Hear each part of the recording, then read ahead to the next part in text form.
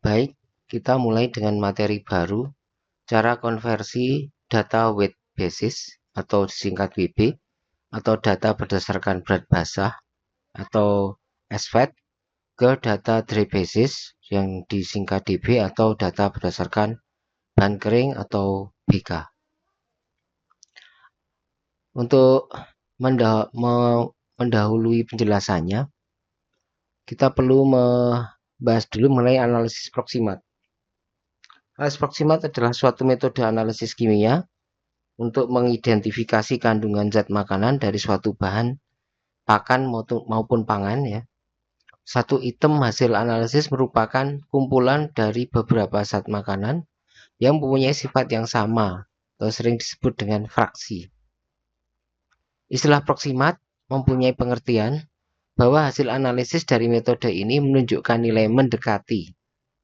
Hal ini disebabkan dalam satu fraksi, hasil analisis masih terdapat zat lain yang berbeda sifatnya dalam jumlah yang sangat sedikit. Analisis proksimat merupakan salah satu dari tingkatan cara penilaian suatu bahan pakan secara kimia. Tingkatan penilaian bahan pakan yang pertama secara fisik, yang kedua secara kimia, dan yang ketiga secara biologis. Manfaat ya, dengan analisis proksimat itu adalah mengidentifikasi kandungan zat makanan yang belum diketahui sebelumnya, menguji kualitas bahan yang telah diketahui dibandingkan dengan standarnya, mengevaluasi hasil formula ransum yang telah dibuat, dan merupakan dasar untuk analisis lebih lanjut. Ya, bisa dikembangkan lagi lebih jauh.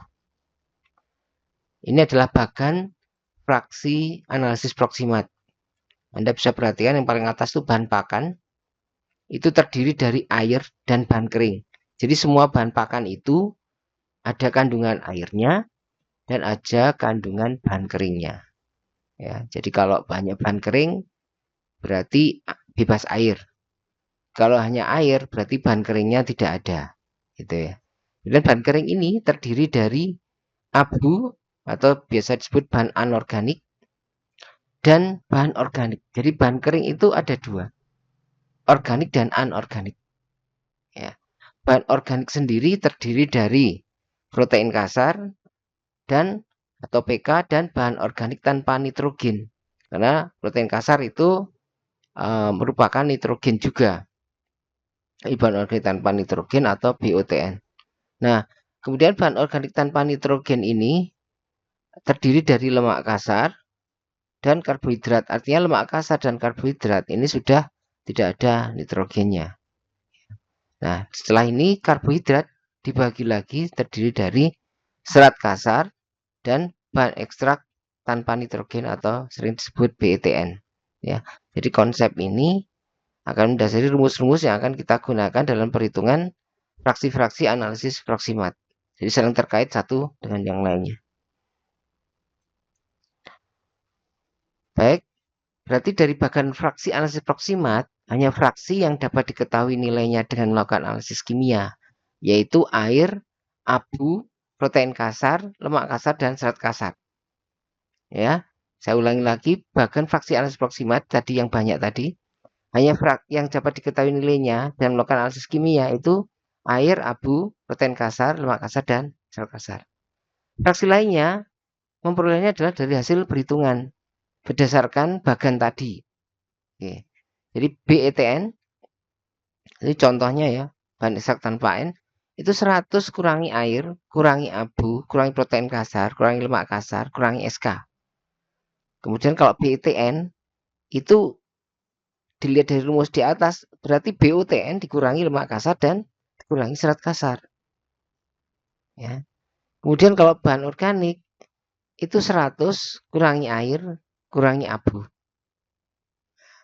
Kemudian kalau BOTN, bahan organik tanpa N, itu sama dengan bahan organik kurangi protein kasar. Ya, sesuai bagian tadi kan BOTN itu adalah bahan organik terdiri dari PK dan BOTN. Berarti kalau BOTN berarti BO kurangi PK. Nah, BK itu 100 kurangi air. Nah, gitu. Ya, jadi persentase 100% dikurangi air itu BK kan bahan Karena bahan pakan itu terdiri dari bahan kering dan air. Jadi kalau bahan pakan yang 100% dikurangi airnya, berarti akan ketemu persentase BK. Dan seterusnya. Jadi, coba dari bagan tadi dan dari contoh-contoh rumus ini, coba dilatih untuk memahami. Perhatikan bagan, fraksi, analisis proxima atau membuat rumus. Jadi, yang bisa kita ketahui dengan analisis kimia kan hanya air, abu, protein kasar, lemak kasar, dan serat kasar.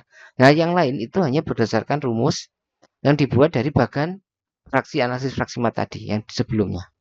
Ya, Anda bisa pelajari dari contoh-contoh yang sudah dipampangkan di sini. Nah, sekarang kita masuk ke pengeterapannya ya dalam penyajian data analisis.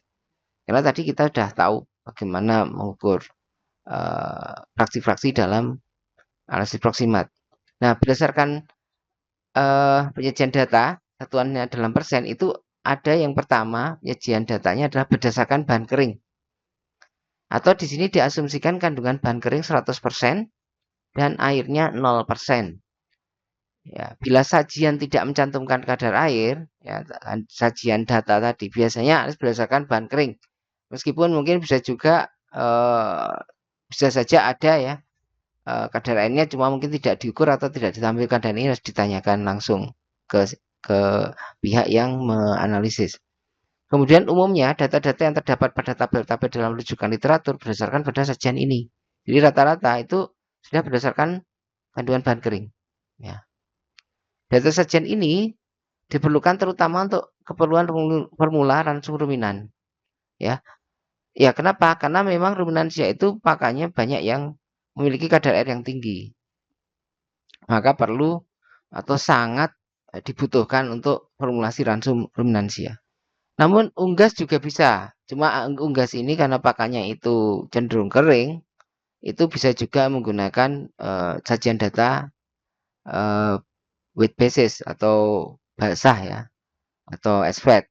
Namun jika dibuat dalam penyajian data bahan kering itu juga akan lebih universal ya, akan lebih baik.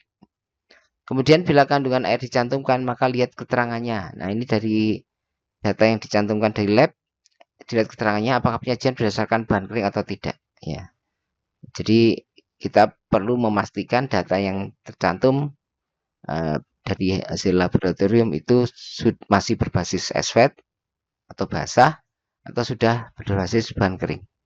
Jika nantinya tidak keliru jika digunakan untuk kepentingan formulasi ransum. Untuk ruminan sudah pasti harus berdasarkan bahan kering. Kemudian penyajian data yang kedua adalah berdasarkan SVET.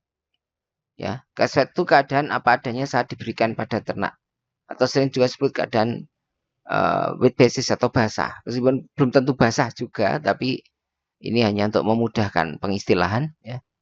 Jadi berdasarkan SVET ini adalah artinya total penjumlahan seluruh fraksi proximat bernilai 100.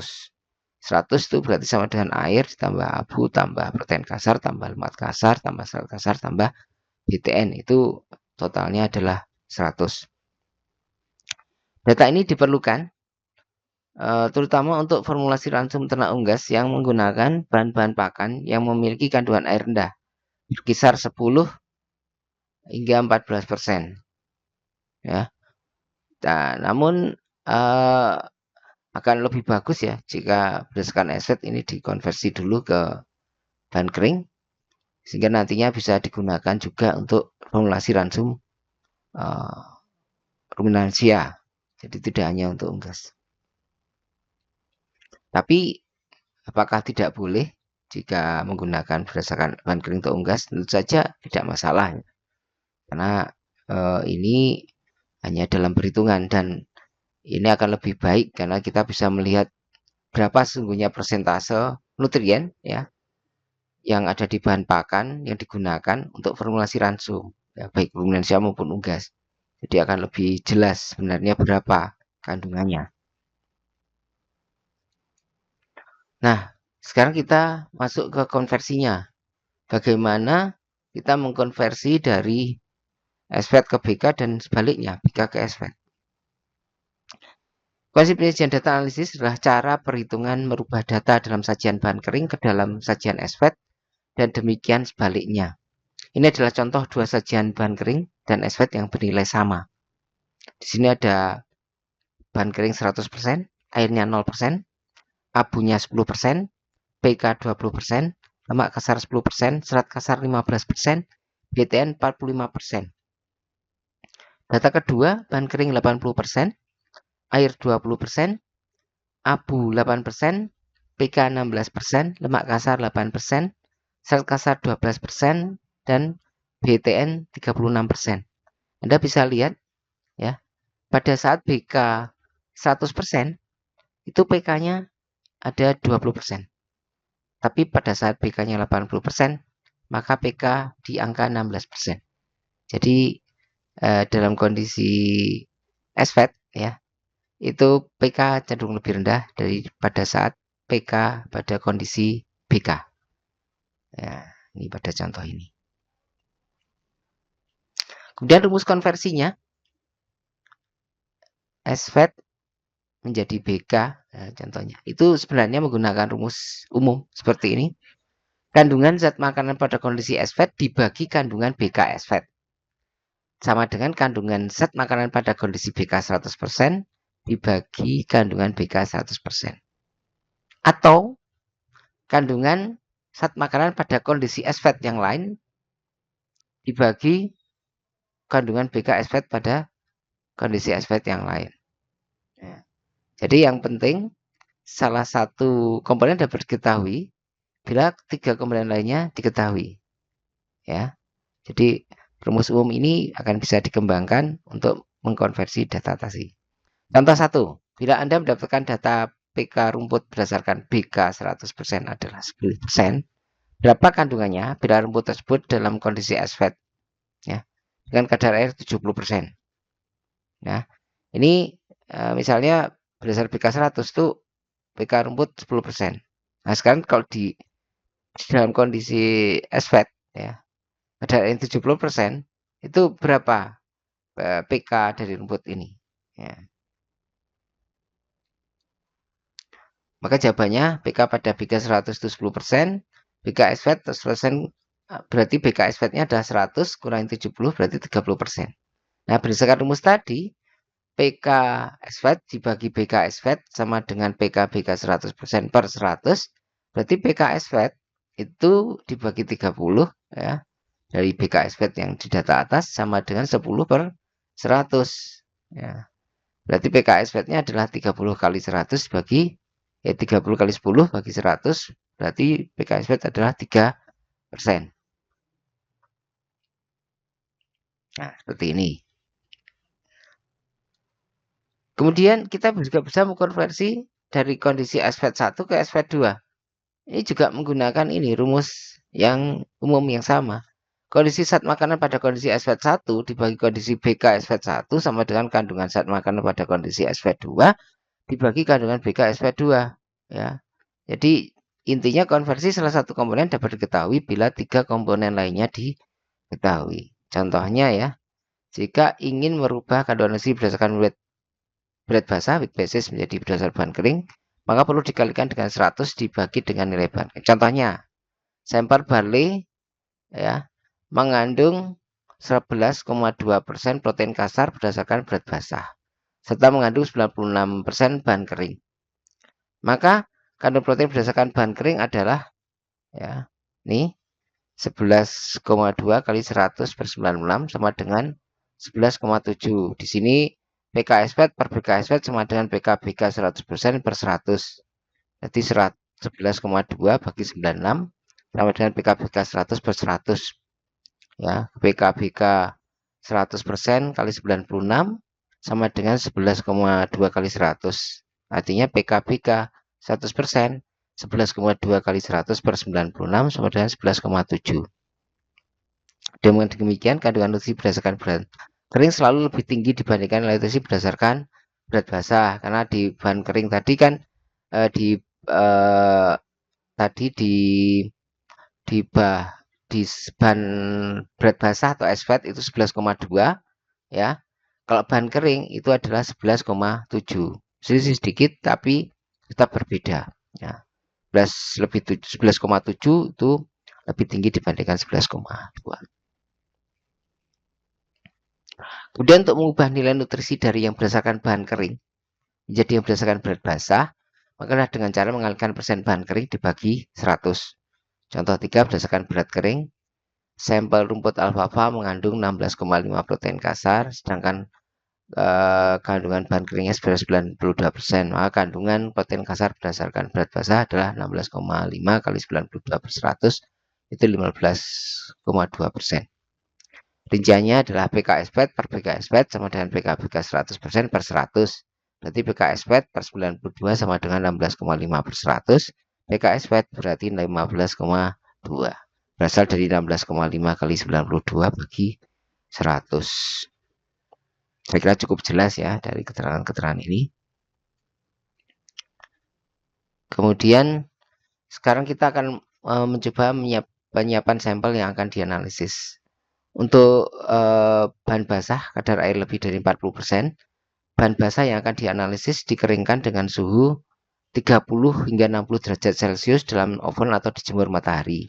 Setelah kandungan airnya 15-20%, maka dilanjutkan dengan oven 105 derajat. Ya. Jadi penyiapan ini penting untuk mengetahui kadar air total ya, kadar air total pada sampel. Jadi kalau misalnya pada rumput atau legum ya kadar airnya lebih dari 40%, itu untuk menyiapkan sampelnya sebelum dibawa ke lab itu harus dikeringkan dulu ya. Dianalisis, dikeringkan dulu dengan suhu 30 hingga 60 derajat, bisa oven atau dijemur, sehingga nanti kandungan airnya sekitar 15-20%. Ya.